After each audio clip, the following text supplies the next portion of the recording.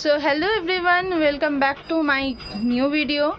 তো দেখো এখন বাজে হচ্ছে গিয়ে 9:30। 9:30 বাজে এখন। ননাই কিন্তু প্রায় লেট করে উঠছে, কেন জানি না।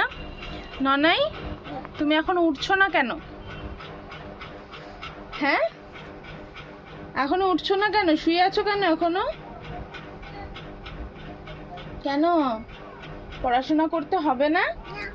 যত পড়াশোনার দিন এগিয়ে আসছে তত ওর যেন ঘুম বেড়ে যাচ্ছে। ও লেট করে উঠছে, জানি না কেন, ডাকলেও ঘুম থেকে উঠছে না, এমন একটা ব্যাপার হয়ে যাচ্ছে। ও কি পড়াশোনা করবে না? এই পড়াশোনা করবি না? হ্যাঁ, শুধু ঘুমাবি? আর আর পড়াশোনা না করলে কেউ ভালোবাসবে না। মাংস খাবে? মাংস পাগল। পড়াশোনা না করলে কেউ ভালোবাসবে না, তখন কি হবে? ওকে নেক্সট ইয়ারে স্কুলে ভর্তি করাবো। তো এখন যাই হোক, কিছু কিছু পারে, কিছু কিছু বলতে মানে খুবই সামান্য কিছু বলতে পারে। দেখি, চেষ্টা করি। আমার তো শেখাতে শেখাতে আমি তো নিজেই ভুলে যাচ্ছি, এমন অবস্থা হচ্ছে আমার। তারপরে বাকিটা তো ওর হাতে।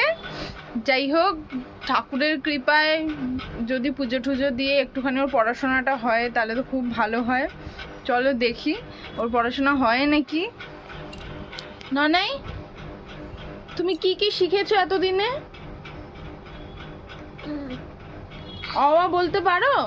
অজগর আসছে তেরে বলতে পারো? মিথ্যে কথা বলতে নেই, বলে দাও।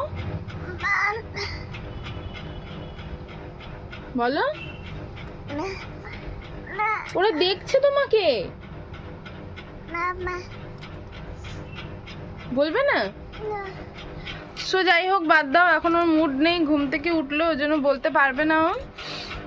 পরে একদিন শেয়ার করব কি কি শিখলো আর কি কি বলতে পারে। এখনো ঠিকমতো তো উচ্চারণ করতে পারে না। যাই হোক, বর্গের জটা যা উচ্চারণ করে, হাসি পাবে তোমাদের শুনলে পরে।